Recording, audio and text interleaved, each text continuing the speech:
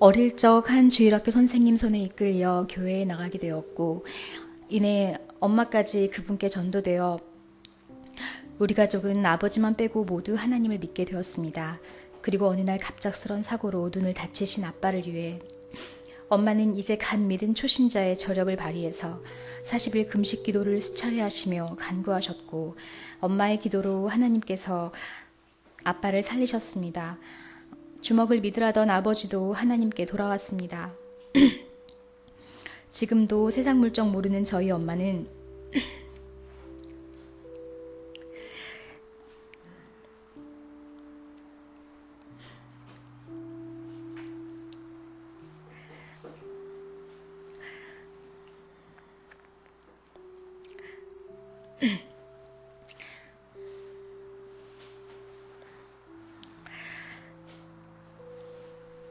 지금도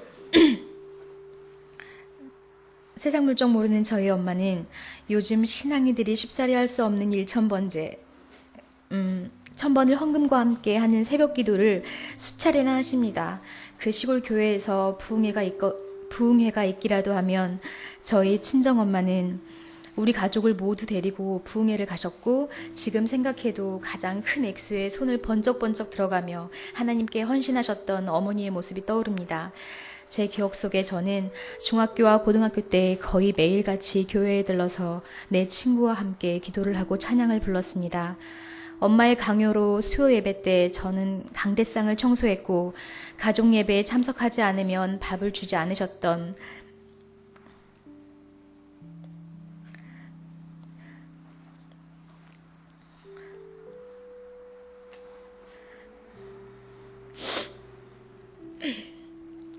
지금 돌이켜보니 참 아름다운 추억이 많았던 저의 어린 시절이었습니다. 언니와 동생을 먼저 보내고 내가 좀 더 쉽게 결혼을 결정할 수 있었던 것은 제 나이 이미 30살이었기 때문에 저는 저를 사랑해주는 남편을 따라 전도사의 아내가 되었습니다. 오랜 외국 생활로 이미 바닥이 드러난 제 신앙에 불을 다시 지펴주었던 것은 바로 말씀이었습니다.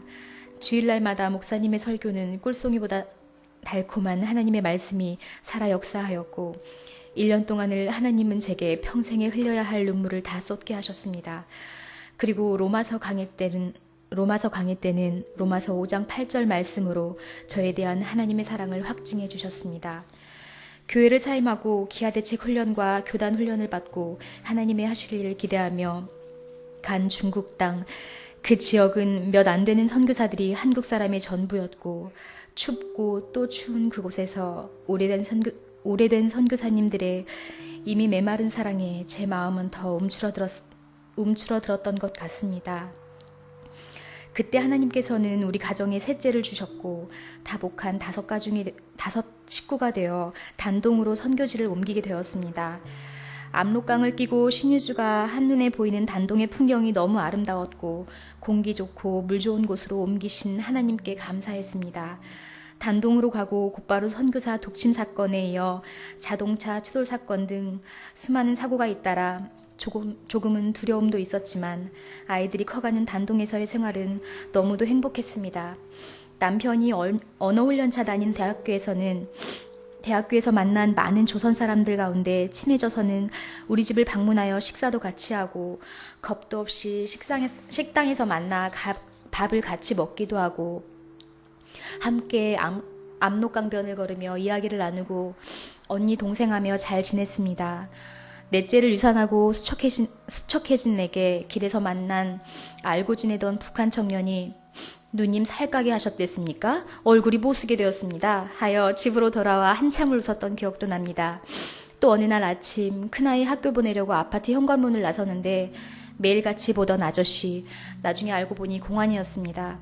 그 사람이 남편이 잠시 일 때문에 한국 갔다 온 걸 알고는 내가 중국말을 못하는 줄 알고 주명이에게 아빠에 대한 여러 가지 질문을 하는 걸 듣고 속으로 깜짝 놀랐던 적도 있습니다. 또 오래된 한인교회 집사님을 통해 그분이 일하시는 미용실에서 북한 고위급 여성 관리자를 마사지해주며 대화하다가 빨리 통일이 오기를 바라는 북한 사람들의 마음도 엿볼 수 있었습니다. 2014년 하나님은 우리에게 집을 허락하지 않으셨습니다. 짐이라고는 가방 2개,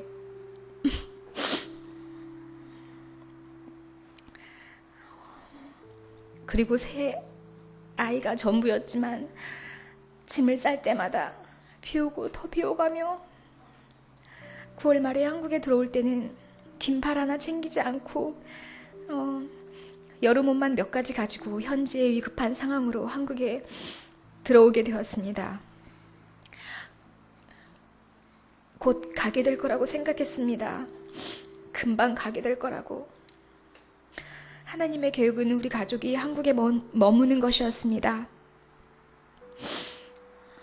먼저는 한국에 머물게 하신 하나님의 주권적인 계획은 우리 가족의 회복이었습니다. 그리고 무엇보다도 행복 드림교회와 목사님, 사모님을 만나게 하신 신실하신 하나님의 부르심 앞에서 감사하며 마음의 기쁨과 평안이 넘쳤습니다. 신기하기만 했던 행복 드림교회와의 만남은 사실 늘 교회가 집이나 다름없이 그렇게 살다가 지난 몇 년 동안 둥지 잃은 새 같던 우리 가족에게 또 하나의 둥지를 주신다는 확신을 주셨습니다. 제게 이번 부흥회 때 하나님께서 저에게 주신 말씀은 출애굽기 15장 25절에서 26절 말씀입니다. 2015년 저희 가족을 회복하시고 함께할 행복드림교회에 주시는 말씀으로 받았습니다. 그때 하나님께서는 행복드림교회를 얼마나 사랑하고 계시는지를 말씀해 주셨습니다. 우리를 통해 하실 하나님의 일을 기대하라고 말씀하셨습니다. 내가 섬길 교회라고 말씀하시며 교회를 향한 뜨거운 마음과 교회 이전에 대한 비전을 주셨습니다. 그리고 믿음으로 선포하게 하셔서 기도 가운데 주님께서 주실 새 성전을 위해 선포하며 기도했습니다.